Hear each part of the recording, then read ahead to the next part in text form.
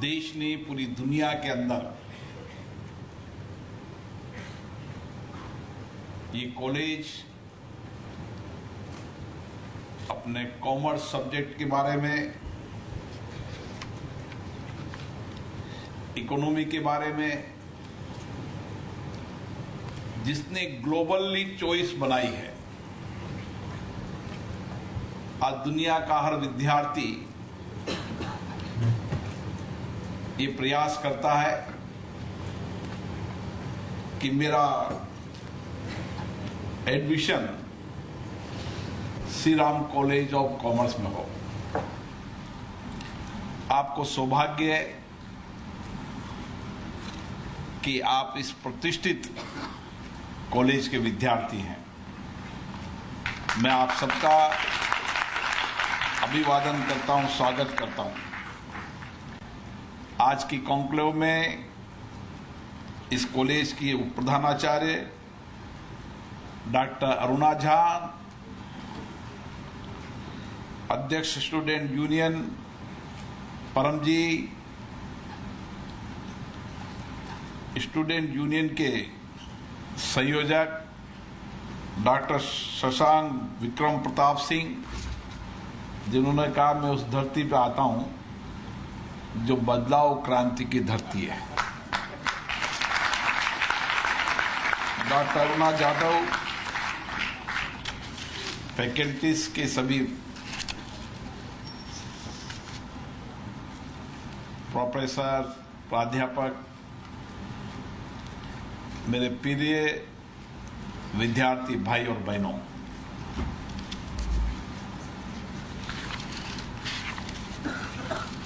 इस कॉलेज के बारे में मैंने बताया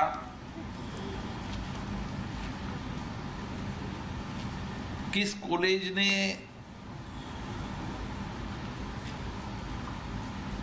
एक विशिष्टता हासिल की है, एक प्रामाणिकता है,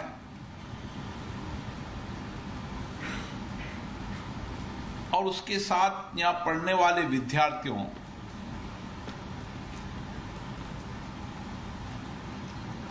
की विरासत को हम देखते हैं तो उन्होंने अलग अलग क्षेत्रों के अंदर देश और दुनिया में नेतृत्व किया है, और इसीलिए इस कॉलेज में पढ़ने वाला विद्यार्थी जब एडमिशन होता है तो उसकी महत्वाकांक्षा भी ऐसी होती है, उसकी विचार और सृजनशीलता भी ऐसी होती है, और उसके इमोशन भी ऐसे होते हैं कि मुझे एसआरसीसी कॉलेज में एडमिशन मिला है,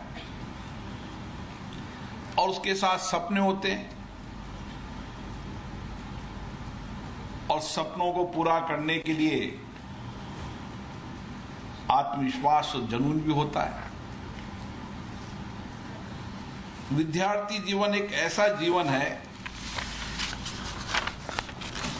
जो चुनौतियों से भरा हुआ भी है, लेकिन चुनौतियों के साथ अवसर और अपनी जिंदगी का स्वर्णिम समय भी होता है। चुनौतियां इसलिए होती है कि मुझे कुछ बनना है, कैरियर ओरिएंटेड विद्यार्थी होता है। अवसर इसलिए होते हैं कि यहां पर पढ़ने के बाद मैं अलग अलग क्षेत्रों के अंदर जहां भी जाऊंगा मुझे पर्याप्त अवसर मिलेंगे, और स्वर्णिम समय इसलिए है कि जिंदगी में इससे अच्छा समय भी आपके लिए कुछ नहीं हो सकता। यही आपकी जिंदगी का सबसे स्वर्णिम और अच्छा समय है, जिस समय को आप अपनी जीवन की दिशा तय कर सकते हैं। मैं ऐसे मेरी कहानी और जर्नी भी ऐसी है। मैं विद्यार्थी जीवन से ही जब स्कूल में पढ़ता था, जब भी मुझे राजनीतिक और सामाजिक जीवन का शौक था। मैं जब 8th क्लास में था, कॉलेज स्कूल का अध्यक्ष बना। फिर जब मैंने साइंस मैथमेटिक्स ली तो उस समय माहौल ऐसा था, मैंने साइंस मैथमेटिक्स ले ली सब्जेक्ट में, लेकिन मेरी दिशा तो कुछ और थी, मेरे लक्ष्य भी कुछ और थे। तो उस कोटा के अंदर जब साइंस के बाद मुझे कॉलेज में जाना था तो एक सवाल तो मुझे पढ़कर कुछ कैरियर बनाने का था। कोई उस समय इंजीनियरिंग में बड़ा एडमिशन टफ होता था, कोई इंजीनियरिंग में एडमिशन, आज की समय और उस समय में परिवर्तन, इंजीनियरिंग एडमिशन होना बहुत बड़ा, इंजीनियर बनना बहुत बड़ी बात हुआ करती थी, डॉक्टर बनना बहुत बड़ी बात हुआ करती थी। मोहल्ले में, गली में, शहर में, घर में, परिवार में भी एक डॉक्टर होता तो उसकी बड़ी प्रतिष्ठा हुआ करती थी, और इंजीनियर की तो बहुत प्रतिष्ठा होती थी। पर मेरी तो दिशा और थी, मैंने अपनी दिशा तय कर रखी थी, मुझे सामाजिक राजनीतिक जीवन में जाना चाहिए। तो वहां 2 कॉलेज थे। एक कॉलेज था कॉमर्स कॉलेज, जिसमें कॉमर्स के विषय होते थे, और एक में साइंस से लेकर तमाम, आर्ट से लेकर लोग, तमाम कॉलेज। दोनों कॉलेजों के विद्यार्थियों की संख्या में 5-6 गुने का अंतर होता था। मैंने देखा कि जो बड़ा कॉलेज था, उस बड़े कॉलेज में बड़े लीडर हुआ करते थे। तो मैंने कहा अगर मैंने इस कॉलेज में एडमिशन लिया तो इतने स्थापित लीडर है, मैं कभी कॉलेज के छात्र संघ का अध्यक्ष का चुनाव लड़ते लड़ते मुझे 5-6 साल लग जाएंगे। कॉमर्स में कम संख्या थी, तो मैंने कहा यहां मैं 1-2 साल में चुनाव लड़ सकता हूं। मैंने मेरा सब्जेक्ट चेंज किया। कोई मुझे कैरियर बनाने का, कोई पढ़ने का शौक तो था नहीं, मैं तो इतना ही पढ़ना था कि पास हो जाए। तो मैं पहले कॉलेज में एडमिशन लिया फर्स्ट ईयर में, तो मैं सेक्रेटरी जनरल बना। मुझे तो चुनाव लड़ना था, सेकंड ईयर में चुनाव लड़ लिया। सेकंड ईयर में चुनाव लड़ा तो मैं एक वोट से चुनाव हार गया। उसके बाद क्योंकि एक समाज में रहता कितना पढ़ा, कितना व्यक्ति पढ़ा, तो मैंने M.Com तक उस कॉलेज में पढ़ाई की, लेकिन पढ़ाई इतनी करी जितनी 1-2 दिन पढ़ने के पहले की जाती थी। ऐसे ही जीवन के अंदर आपका लक्ष्य भी तय होना चाहिए, आपकी दिशा, दृष्टिकोण तय होना चाहिए। आपके जीवन का अगर दिशा ठीक रही, किस कैरियर में जाना है, किस दिशा में जाना है, क्योंकि कॉमर्स के विद्यार्थी सामान्य रूप से ये जाना माना जाता था कि फाइनेंशियल मैनेजमेंट में, कई सीओ में, कई चार्टर्ड अकाउंटेंट। मेरी एक बेटी भी चार्टर्ड अकाउंटेंट है, दूसरी बेटी ने यूपीएससी क्लियर किया, मेरी पत्नी डॉक्टर है। मतलब मेरे जीवन के आसपास में कोई राजनीति परिप्रेक्ष्य नहीं है कहीं भी। तो मैंने शादी करते समय कुछ पढ़ी लिखी पत्नी ढूंढी। मैंने कहा बच्चे को संभाल ले ताकि मैं अपना जो मेरा कैरियर है, पॉलिटिक्स है, उस दिशा की ओर चलता रहूं, और वो पढ़ा ले। तो मुझे एक डॉक्टर साहब मिल गए, तो मैंने शादी कर ली। तो व्यक्ति के जीवन के अंदर बहुत बड़ा विचार होना चाहिए। एकदम कॉलेज जीवन से ही दिशा तय होनी चाहिए। संकल्प मुझे जाना कहाँ है, मेरा किस कैरियर की ओर मुझे जाना है। आप में से कुछ लोग होंगे जो अपने पेरेंट्स के बिजनेस को संभालेंगे, उनके व्यापार को संभालेंगे, कुछ फाइनेंशियल मैनेजमेंट में जाना चाहते होंगे, कुछ MBA करेंगे, IPS, IAS, IPS या अन्य UPSC या कंपटीशन में जाना चाहते होंगे, या दुनिया के बड़े कॉलेज के इकोनॉमिक कॉलेज में पढ़ने का विचार रखते होंगे। लेकिन इस विचार के साथ आपकी दिशा तो तय होनी चाहिए। मुझे अगर दुनिया के बड़े कॉलेज में भी पढ़ने जाना, उसके बाद करना क्या है, मुझे जाना कहां है। और मेरा मानना है कि जीवन में विशाल दृष्टिकोण होना चाहिए, विशाल। जितना विशाल दृष्टिकोण होगा, जितना बड़ा विचार होगा। और मेरा मानना है कि कोई संसाधन जिसके पास ज्यादा हो वही बड़ा व्यक्ति बन सकता है, ऐसा नहीं है। या जिसके पास धन हो वही बड़ा व्यक्ति बन सकता है, या देश और दुनिया की बड़ी हस्तियां, वो जिसका बहुत पढ़ाई लिखाई हो, बहुत अनुभव, वह बड़ा व्यक्ति बन सकता है। हर व्यक्ति के जीवन में चुनौतियां रही, लेकिन जिन्होंने चुनौतियों को आपदा के अवसर में बदलकर धैर्य से काम लिया, वो आगे बढ़ता चला गया। एक व्यक्ति लालटेन में पढ़कर भी देश का बड़ा व्यक्ति बन सकता है, तो एक व्यक्ति महलों में रहकर भी बड़ा व्यक्ति नहीं बन सकता।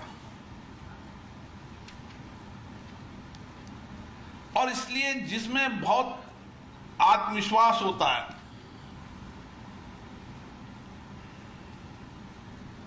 बहुत सोच का दायरा बड़ा होता है। हमें क्या शिक्षा देती है, आखिर पढ़ाई क्या देती है, हमें एजुकेशन क्या देती है। हम शिक्षा में पढ़ ले, पास कर ले, उसके बाद क्या प्राप्त करते हैं। एक किताब पढ़ी हमने, एग्जाम दिया, पास हो गए। मैंने भी एग्जाम दिया, 2 दिन पढ़ के पास हो गया। आप बड़े एग्जाम दे के पास हो गए। भाई केवल BBA, BCom या मास्टर में उत्तीर्ण होना ही हमारा लक्ष्य नहीं है। हमारा का दृष्टिकोण इतना सा ही रहा कि हमें केवल परीक्षा देनी है, परीक्षा में पास होकर आगे निकलना है, तो ये बहुत संकुचित दृष्टिकोण है हमारा। ये समय जीवन का व्यापक दृष्टिकोण, व्यापक बदलाव। जैसे हमारे बलिया के ने कहा ना कि बदलाव क्रांति की धरती है। बदलाव जीवन में होना चाहिए, हर समय, हर व्यक्तित्व में, हर क्षण। मैं ही दुनिया के अंदर बदलाव कर सकता हूं, मेरे में ही क्षमता है, मेरे में सामर्थ्य है। ये आत्मविश्वास जीवन में हर व्यक्ति को होना चाहिए। और जिसमें ये आत्मविश्वास होता है वही बदलाव लाता है। इसलिए जिद होना चाहिए, लेकिन सकारात्मक दिशा की ओर जिद होना चाहिए। जिद जीवन के अंदर बहुत बड़ा परिवर्तन लाती है।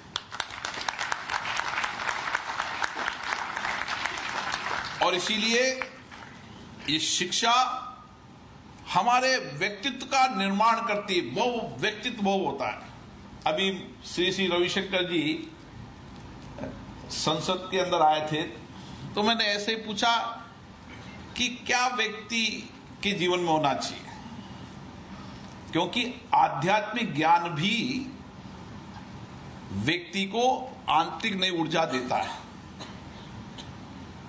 और इसलिए मेरा मानना है कि इस समय हमें हर विषय की दक्षता हासिल करना चाहिए। हमारा बहुआयामी व्यक्तित्व का विशाल, कोई ऐसा विषय नहीं जिस विषय में हमारी विशालता नहीं हो, हमारा दृष्टिकोण व्यापक नहीं हो। एक जीवन के अंदर जो कुछ भी जीवन की दिनचर्या की आवश्यकताएं समाज जीवन के अंदर है, वह हमारी व्यवहारिक जीवन में होना चाहिए। शिक्षा, ज्ञान, जानकारियां, ये सब इसी बहुआयामी प्रतिभाओं को निखारती हैं। अब समय बदलाव है। कोई समय था कि हम देश के दृष्टिकोण को देखने के लिए संसाधन नहीं थे। आजकल टेक्नोलॉजी के अंदर दुनिया को हम देख सकते हैं। दुनिया में बदलती दुनिया को हम देखते हैं। बदलती दुनिया के अनुसार बदलाव भी हमने आया है। आप देखिए अभी 10-20 साल में बदलाव, धीरे धीरे कितना बड़ा बदलाव हो रहा है कि गांव, अभी 1-2 साल का बच्चा पैदा होता है ना, उसकी माँ उसको 2.5 साल में तो बच्चे को स्कूल भेजने लग जाती है। 2.5 साल में हम जब थे, हमें 6-7 साल के अंदर स्कूल भेजा था। वो 3 साल का बच्चा और 4 साल आते हुए टेक्नोलॉजी के अंदर मास्टर हो जाता है। लेकिन टेक्नोलॉजी के अंदर भी हमारा दिमाग, मस्तिष्क खुलता है, लेकिन उसके साथ साथ हमें समाज जीवन के अंदर जो चुनौतियां, आपदा, संकट है, उसके लड़ने के लिए भी सामर्थ्य भी आना चाहिए। ये भी जीवन के दृष्टिकोण के लिए आवश्यक है। और आज जब दुनिया में बदलाव हो रहा है, हम भी बदलाव की तरफ तेजी से बढ़ रहे हैं। और हमारे बदलाव लाने में अगर सबसे बड़ी भूमिका है तो हमारे देश के नौजवानों की है, आपकी है। हम जब विकसित भारत के भविष्य की कल्पना करते हैं, उसके सपने देखते हैं, उसको प्राप्त करने के लिए संकल्प की सिद्धि की ओर बढ़ते हैं, तो उसमें सबसे बड़ी ताकत किसकी है? सबसे बड़ी ताकत भारत के नौजवानों की है। और इसलिए भारत के नौजवान के अंदर एक समय था कि हमारी आधी आबादी कार्य कुशलता में थी। ऐसे हमारी आजादी की लड़ाई सबसे पहले 1857 में रानी झांसी जी ने लड़ी। लेकिन उस समय के बीच के अंतराल के अंदर भी समाज जीवन, हमारा सामाजिक जीवन ऐसा होता था कि स्कूल के अंदर, आप जब गांव के अंदर जाओगे, गांव में देखोगे तो 8 तक स्कूल है, तो 8 के बाद फिर परिवार वाले भेजते नहीं है। यह स्कूल बहुत दूर हुआ करता था। फिर कॉलेज तक नहीं भेजते थे, कॉलेज बहुत दूर हुआ करता था। फिर शहरों में भेजते थे तो डरते थे। आज क्या बदलाव देख रहे हैं? और 10 साल बाद आप बदलाव देखना। हमारी जो आधी आबादी हमारी वर्किंग नहीं थी, जो भारत के अंदर केवल पारिवारिक जीवन के विकास के लिए और उसको संस्कार देने का काम कर रही थी, आज हमारी आधी आबादी भी जिस तेजी से हमारी विशेष रूप से छात्राओं की बौद्धिक क्षमता, विचारशीलता, सृजनशीलता, इनोवेशन, इमोशन, वो जिस दृष्टिकोण से तेजी से बदलाव हो रहा है। और एक समय आएगा जब 10 साल बाद आज भी हम हर क्षेत्र के अंदर, विज्ञान, टेक्नोलॉजी से सामाजिक हर क्षेत्र के अंदर हमारी महिलाएं नेतृत्व कर रही है।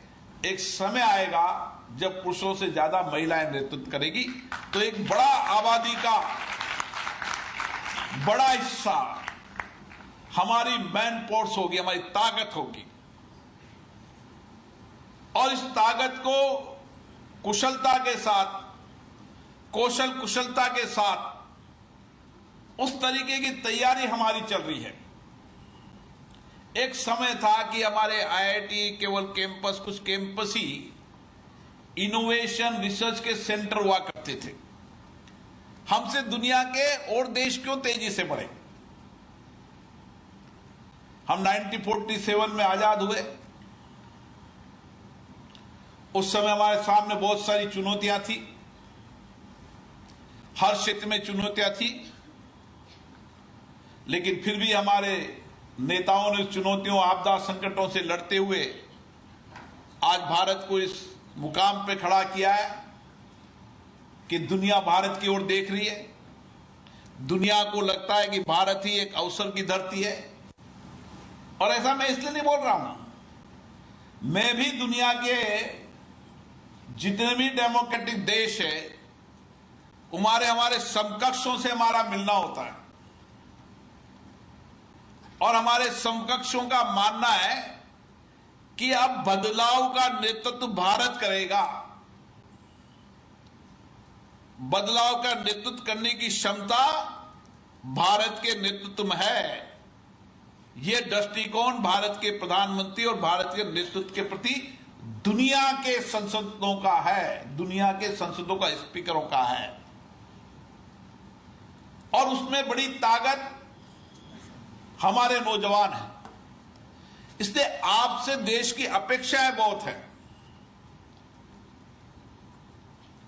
आप पर विश्वास है, भरोसा है, आपके सामर्थ्य पर, आपके चिंतन पर, आपके विचार पर।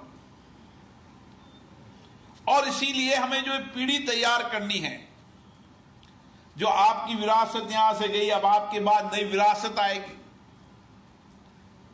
इस विरासत में जो आपसे पढ़ने वाले लोग जब अलग अलग देश और दुनिया में नेतृत्व अलग अलग क्षेत्र में करेंगे, तो आने वाली पीढ़ी को आप इस विरासत से नई प्रेरणा मिलेगी कि मुझे भी देश और दुनिया का बड़ा व्यक्ति बनना चाहिए, हर क्षेत्र में बढ़ना चाहिए। और इसीलिए मेरा मानना है कि आज बदलती परिप्रेक्ष्य के अंदर आपकी जीवन यात्रा में बहुत सारे प्रतिस्पर्धी जीवन यात्रा है, और उस समय आपका दृष्टिकोण, आपकी सोच, आपका चिंतन, आपकी सृजनशीलता ये व्यापक हो, इसके साथ हमें विचार करने की आवश्यकता है। और इसीलिए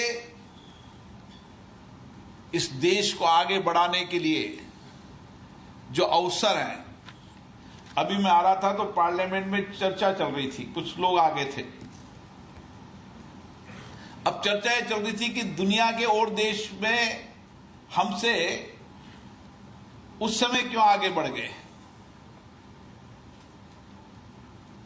और आज हम दुनिया के अंदर कह रहे हैं कि कंपटीशन में भी है और नेतृत्व कर रहे हैं। ये दृष्टिकोण कहां से आया? ये दृष्टिकोण ही आया शिक्षा से, इनोवेशन से, रिसर्च से। आज से 5 साल 10 साल बाद जब दुनिया का, अभी हम जो दुनिया में रिसर्च होते हैं, इनोवेशन होते हैं, उन रिसर्च इनोवेशन को हम कुछ प्राप्त करने की, टेक्नोलॉजी को लाकर काम करने का प्रयास कर रहे हैं कि उस टेक्नोलॉजी को लाएं और हमारी मैन पावर को उपयोग करें। लेकिन अब समय है कि इनोवेशन रिसर्च भारत में हो। एक समय था कि दुनिया के अंदर इनोवेशन रिसर्च केवल पश्चिम देशों में होते थे, विकसित देशों में होते थे। अब समय है, ये समय हमारे नौजवानों की बौद्धिक क्षमता पर है कि आने वाले समय में इनोवेशन भी यहां होगा, रिसर्च भी होगा, दुनिया के सब जैसे पेटेंट भी होंगे, और दुनिया हमारा फॉलो करेगी, हमारी नकल करेगी। ये हमारी ताकत बनने वाली है, और इसी ताकत की अपेक्षा आपसे है। केवल हमारा सीमित दायरा, केवल हमें पढ़कर यहां से निकलना ये नहीं।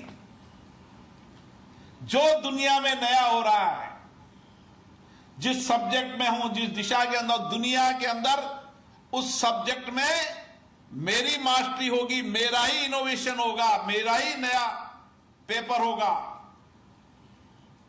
मुझे ही दुनिया के दृष्टिकोण को, दुनिया की दशा को, दुनिया के कॉमर्स को, वित्त के, समावेशन को, जो सब्जेक्ट हमारा है उस सब्जेक्ट में मुझे ही परिवर्तन करना है। और मैं इस कॉलेज का वह बौद्धिक क्षमता का सबसे सामर्थ्यवान विद्यार्थी हूं, जब भी तो आपको एडमिशन मिला है। तो आपसे बड़ा सामर्थ्य कौन हो सकता है?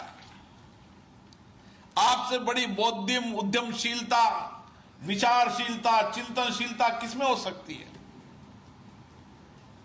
और इसी दृष्टिकोण से मैं काम करने की आवश्यकता है। मुझे आशा है कि ये आने वाली पीढ़ी इस दृष्टिकोण से काम करेगी, नए चिंतन, नए सोच, नए विचार से काम करेगी, आत्मविश्वास से काम करेगी, जुनून जिद से काम करेगी, जिद सकारात्मक दिशा की ओर होगी और कभी निराश, असफलता कभी जीवन में नहीं होगी।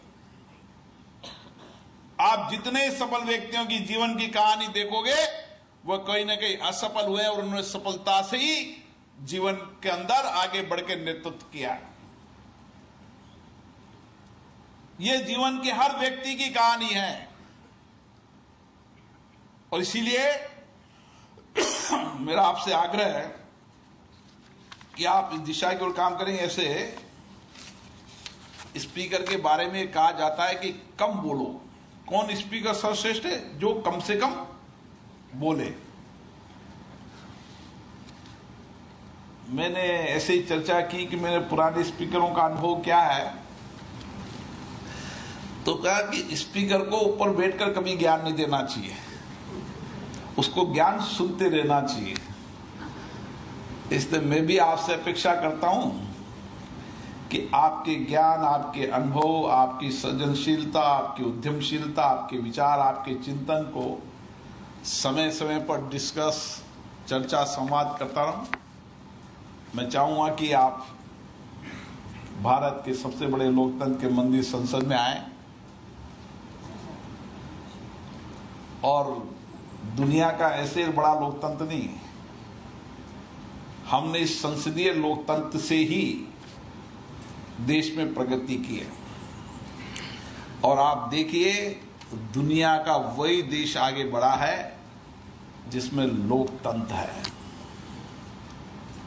जहां लोकतंत्र होंगे, विचार होंगे, लोगों के विचारों का आदान प्रदान होगा, मंथन होगा, चिंतन होगा, बड़े दृष्टिकोण होंगे, व्यापक दृष्टिकोण होंगे, अलग अलग दृष्टिकोण होंगे, उसी से ही सही दिशा निकलती है।